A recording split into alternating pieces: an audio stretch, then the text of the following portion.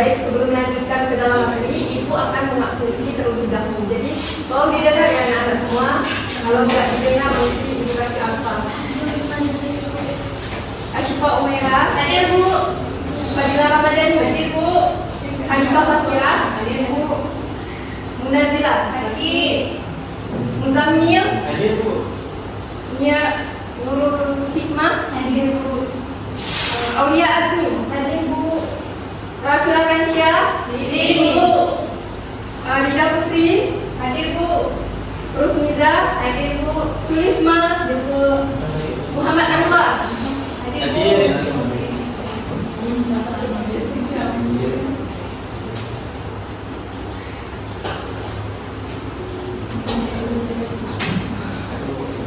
Baik anak-anak itu semua, jadi tujuan kita belajar hari ini tentang materi bakteri agar kita semua itu tahu bahwa agar kita semua dapat mengenali daripada bentuk, bagian daripada bakteri dan karakteristik umum bakteri sebagai makhluk hidup yang bersatu satu atau disebut dengan prokarioti. Jadi sebelum Ibu melanjutkan lebih dalam lagi tentang materi bakteri, Ibu ingin tanya dulu bersama kalian. Ada yang tahu apa itu bakteri? Bakteri itu dia setelah kuman. Bakteri adalah mikroorganisme uniseluler yang tidak memiliki membran inti dan dapat hidup di berbagai lingkungan. Baik, terima kasih kepada Muhammad Anwar. Tepuk tangan dulu kepada teman kita. Jadi benar ya yang dikatakan oleh Muhammad Anwar tadi bahwa bakteri itu adalah mikroorganisme yang bersatu atau disebut dengan prokariotik, yang mana dia bisa hidup di berbagai tempat. Jadi kalau kita berbicara tentang bakteri, pastinya dalam pikiran kita itu timbul bahwa menyebabkan penyakit bagi kehidupan manusia. Sebenarnya perlu kita ketahui bahwa tidak semua bakteri itu bersifat patogen atau disebut dengan penyakit. Jadi tidak semua jenis bakteri itu bersifat penyakit bagi kehidupan manusia. Ada beberapa bakteri yang mana dia bersifat menguntungkan bagi kehidupan manusia. Ada yang tahu bakteri apa? Ya benar, bakteri yang ada pada minuman gafu. Namanya itu Lactobacillus casei.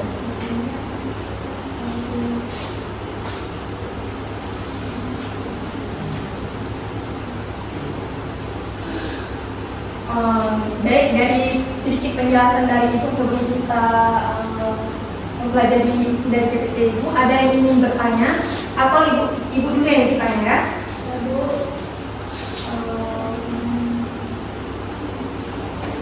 Ini satu pertanyaan ya, tolong jawab siapa yang bisa. Mengapa ada bakteri yang bermanfaat dan ada bakteri yang berbahaya bagi manusia? Jadi bakteri yang bermanfaat dia akan dapat membantu proses pencernaan, contohnya seperti bakteri yang ada di jantung dan juga menghasilkan vitamin yang mengandung zat-zat yang berbahaya. Sementara itu bakteri berbahaya karena dapat menyebabkan infeksi, penyakit dan keracunan makanan. Baik, terima kasih.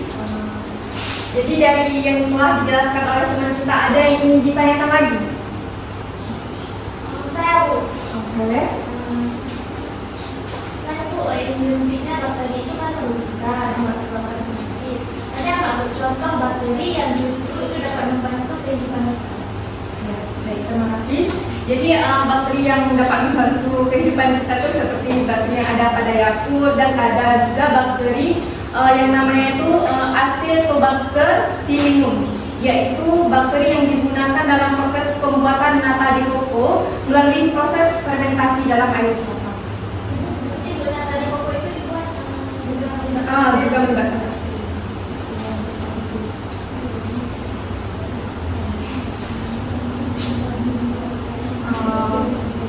Baik, Ibu semua, dari sedikit penjelasan yang telah Ibu sampaikan, sekarang Ibu mau kalian membentuk dua kelompok.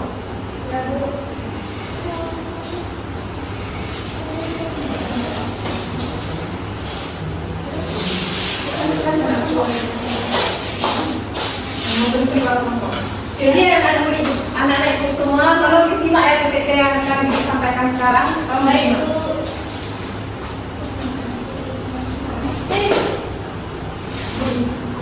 bakteri.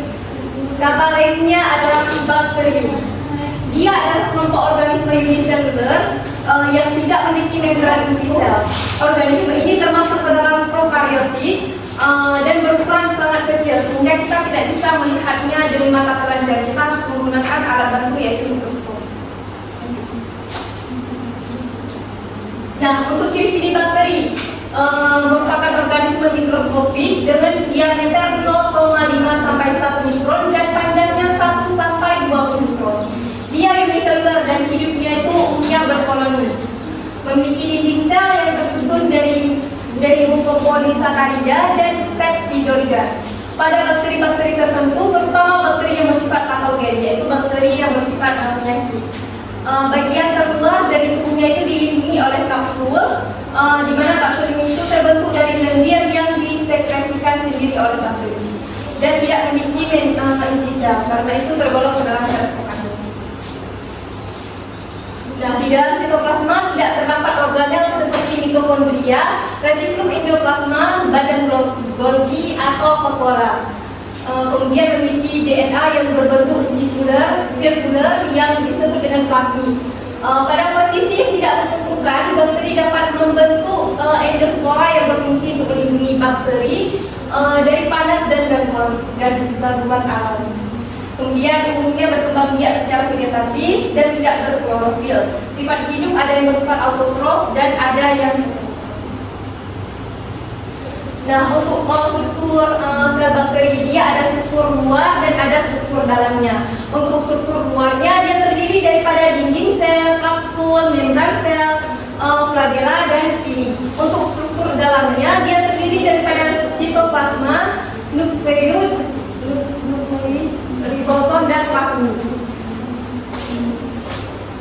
Nah, untuk kapsul atau lendirnya, dia itu merupakan lapisan yang paling terluar dari tubuh bakteri yang mana berfungsi sebagai pelindung untuk menjaga sel daripada kekeringan atau membantu pendekatan sel bakteri pada sel lain.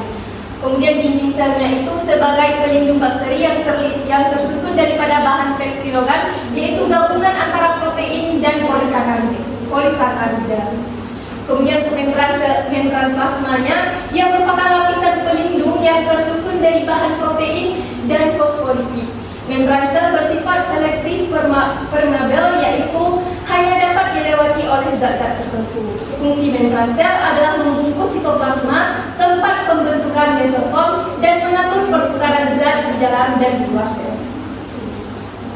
Nah, mesosom merupakan organel yang berasal dari penonjolan membran sel ke arah sitoplasma. Untuk sitoplasma, ia merupakan cairan koloid yang mengandung molekul-molekul organik, garam-garam mineral, DNA, kromosom, dan ribosom. DNA merupakan materi genetik di dalam sel bakteri, sedangkan pili atau fimbriae merupakan rambut-rambut yang berdiameter lebih kecil, lebih kaku, dan lebih pendek daripada flagela. Untuk flagela, dia merupakan alat geraknya pada bakteri yang tersusun dari senyawa protein dan terdapat di dalam dinding sel. Nah, untuk pengelompokan bakteri, ini berdasarkan signatur atau urutan bahasa khasnya. Pada RNA ribosom, bakteri itu dibagi menjadi 5 kelompok utama, yaitu Proteobacteria, kemudian ada bakteri gram positif, dan Spirochaeta, Cyanobacteria, dan Chlamydia. Untuk berdasarkan karakteristik dinding selnya, dia terbagi menjadi 2 macam, yaitu bakteri gram positif dan bakteri gram negatif. Untuk bakteri gram positif, dia adalah bakteri yang dinding selnya itu mengandung lapisan peptidogan yang tebal sehingga menyerap warna violet dengan pewarnaan gram. Contohnya yaitu Ascomyces, kemudian ada Lactobacillus, kemudian ada Propionibacterium, kemudian ada Clostridium dan Bacterium dan Staphylococcus. Nah, untuk bakteri gram negatif, dia adalah bakteri yang dinding selnya itu mengandung lapisan peptidogan yang tipis sehingga menyerap warna merah dengan pewarnaan gram. Contohnya yaitu bakteri Rhizobium leguminosarum, kemudian ada Salmonella typhi, kemudian ada Helicobacter pylori dan Neisseria gonorrhoeae dan Haemophilus influenza. Untuk berdasarkan bentuk selnya, sel bakteri itu memiliki beberapa macam bentuknya, seperti bulat atau disebut dengan fokus, kemudian ada batang dan ada spiral yang bentuknya itu spiral panjang dan fleksibel. Bisa kita perhatikan gambar di samping ini, ada yang bentuk fokus, basil, spiral dan lain sebagainya. Untuk berdasarkan tidak adanya flagella, dia dibagikan lagi, yaitu bakteri atrik adalah bakteri yang tidak memiliki flagella. Contohnya itu ada Escherichia coli. Kemudian bakteri monotrik adalah bakteri yang memiliki satu flagella pada satu ujung selnya. Contohnya itu Pseudomonas aeruginosa. Kemudian ada bakteri leukotric adalah bakteri yang memiliki banyak flagella pada salah satu ujung selnya. Contohnya itu Pseudomonas fluorescens. Kemudian ada bakteri amfitrik adalah bakteri yang memiliki banyak flagella pada kedua ujung selnya. Contohnya itu ada Aquaspirillum serpens. Kemudian ada yang terakhir, bakteri peritrik adalah bakteri yang memiliki banyak flagella yang tersebar di seluruh permukaan dinding selnya. Contohnya itu Salmonella typhi. Nah, untuk berdasarkan cara hidup bakteri, dia dapat hidup di berbagai habitat, baik bebas maupun sebagai parasit pada manusia maupun hewan. Dia menyusun makanannya sendiri atau disebut dengan autotrof, dan ada yang tidak disebut dengan heterotrof. Mereka tumbuh subur di lingkungan basah dan lembab dengan suhu 25 sampai 37 derajat Celcius. Namun beberapa bakteri dapat hidup di kondisi ekstrim seperti asam, basah, panas, dingin atau tanpa oksigen. Jadi dia itu berdasarkan kebutuhan oksigen. Kalau berdasarkan kebutuhan oksigen, bakteri dibagi lagi menjadi bakteri aerob, anaerob fakultatif, dan anaerob obligat. Nah, untuk yang pertama ada bakteri aerob, di mana bakteri aerob ini adalah bakteri yang memerlukan oksigen untuk hidup dan mengoksidasi glukosa atau zat organik yang menjadi CO2 dan energi. Energi ini digunakan untuk aktivitas hidupnya seperti berkembang biak. Contohnya itu adalah bakteri aerob adalah Nitrosomonas, Nitrosococcus, Nitrobacter, dan lain sebagainya. Untuk bakteri anaerob fakultatif, dia adalah bakteri yang dapat hidup baik dengan oksigen ataupun tanpa oksigen. Contoh bakteri anaerob fakultatif adalah Escherichia coli, Lactobacillus, dan Aerobacter aerogenes.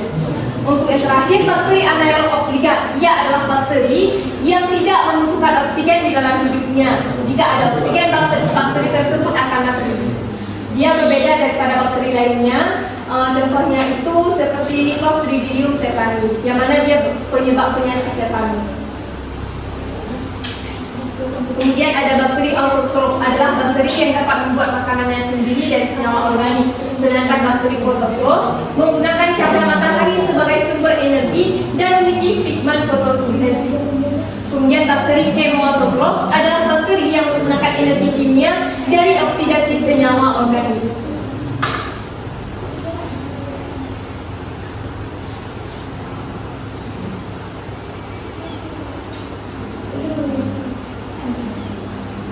Untuk reproduksi bakteri, dia ada dua macam, yaitu reproduksi aseksual dan reproduksi seksual. Untuk reproduksi aseksual dilakukan dengan cara pembelahan biner, yaitu pembelahan dari satu sel menjadi dua sel. Kemudian ada pembelahan biner yang mana merupakan pembelahan secara amitosis karena terjadinya secara langsung dan tidak melalui tahapan-tahapan pembelahan sel. Untuk yang kedua ada reproduksi seksual pada bakteri, yaitu terjadi melalui rekombinasi gen dengan tiga cara, yaitu konjugasi, transduksi, dan transformasi.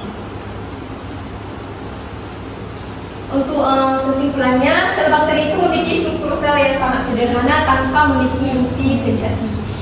Dan terdiri daripada dinding sel, membran plasma, sitoplasma, ribosom, dan materi genetik dalam bentuk DNA sirkular. Beberapa bakteri memiliki kapsul, flagella, dan pili untuk perlindungan, pergerakan, serta pertukaran materi genetik.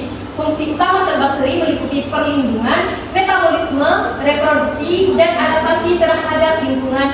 Sel bakteri berkembang biak dengan cara pembelahan biner dan dapat bertahan dalam kondisi ekstrim melalui pembentukan endospora.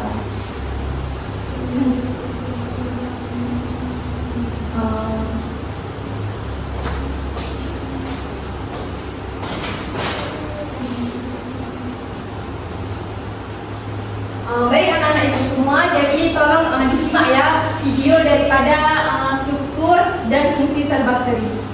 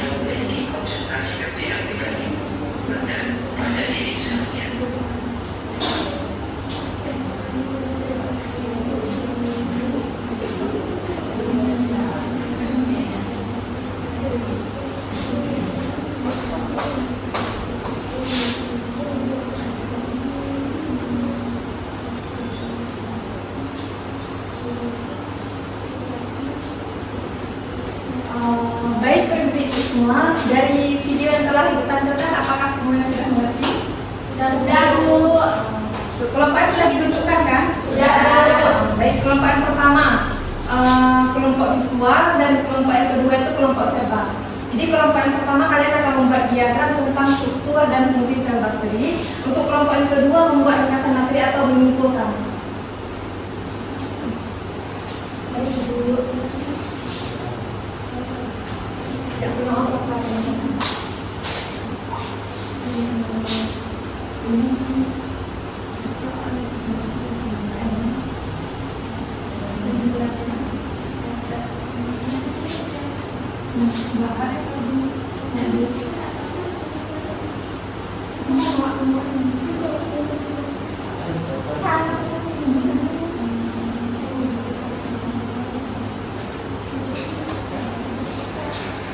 Bagaimana percakapan sudah selesai? Sudah Bu. Baik, silakan maju kelompok yang pertama untuk menampilkan diagram. Kelompok yang Lanjut Bu. Semua Bu. bisa juga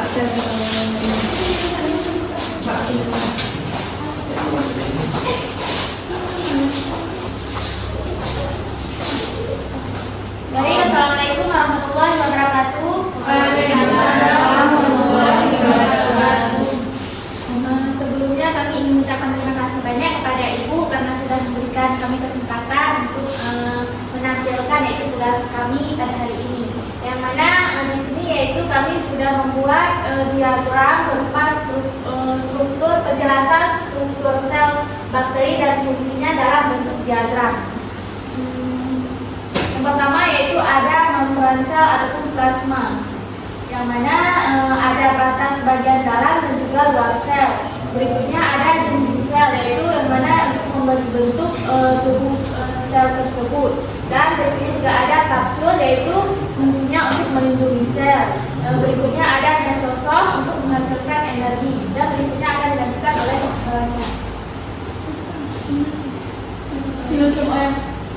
selanjutnya ada ribosom. Selanjutnya ada virus, alat hubungan pada proses pertukaran materi genetik. Selanjutnya akan dilanjutkan oleh kawan saya dulu. Selanjutnya ada bagelem, ini adalah alat gerak dan nukleoid yaitu kumpulan DNA. Selanjutnya ada plasmid, yaitu dia membawa gen asing pada rekayasa genetika. Ada juga DNA, yaitu yang dapat memberikan materi genetik, dan ribosom yaitu sintesis protein. Nah, sekian dari presentasi kami. Selanjutnya akan dilanjutkan oleh kelompok yang kedua. Baik, terima kasih kepada kelompok yang pertama. Selamat bersemangat. Baik, silakan maju untuk kelompok yang kedua. Yang ini cerita.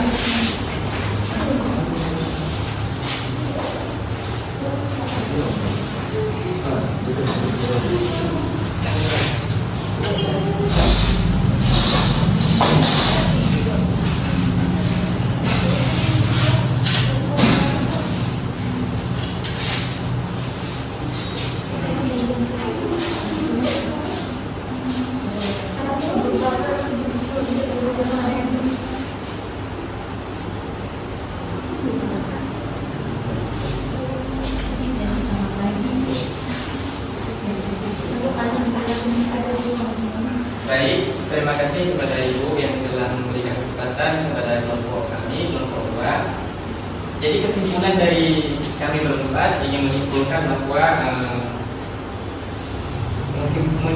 bahwa sel bakteri memiliki struktur yang sederhana karena termasuk organisme prokaryotik yang artinya tidak memiliki inti sel sejati. Komponen utamanya dalam sel bakteri meliputi dinding sel yang berfungsi melindungi memberi bentuk membran plasma yang mengatur keluarnya masuk zat. Sitoplasma sebagai tempat berlangsungnya berbagai reaksi kimia serta nukleoid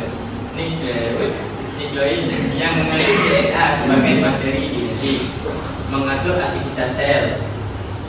Selain itu terdapat ribosom yang berperan dalam sintesis protein. beberapa protein.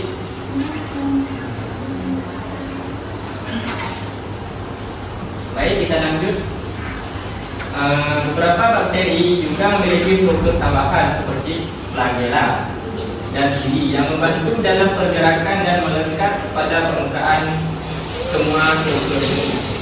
Semua struktur ini bekerja sama untuk mendukung kelangsungan hidup dan kemampuan adaptasi bakteri di berbagai lingkungan. Baik, itulah kesimpulan dari kami berempat. Terima kasih kepada Ibu yang telah berikan kesempatan kepada kami. Saya mengakhiri. Assalamualaikum warahmatullahi wabarakatuh. Waalaikumsalam warahmatullahi wabarakatuh. Baik, tepuk tangan dulu kepada pemirsa.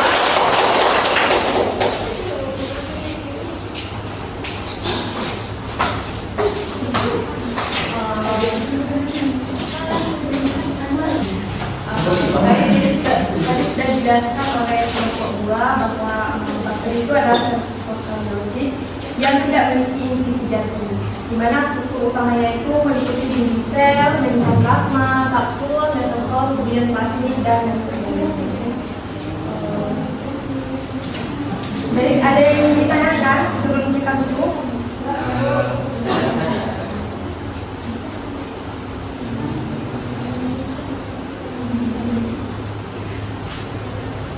Baik, jadi sekian dari materi yang telah Ibu jelaskan. Semoga bermanfaat bagi kita semua. Amin ya rabbal alamin. Baik, sebelum Ibu tutup, tolong jawab mungkin doa terlebih dahulu.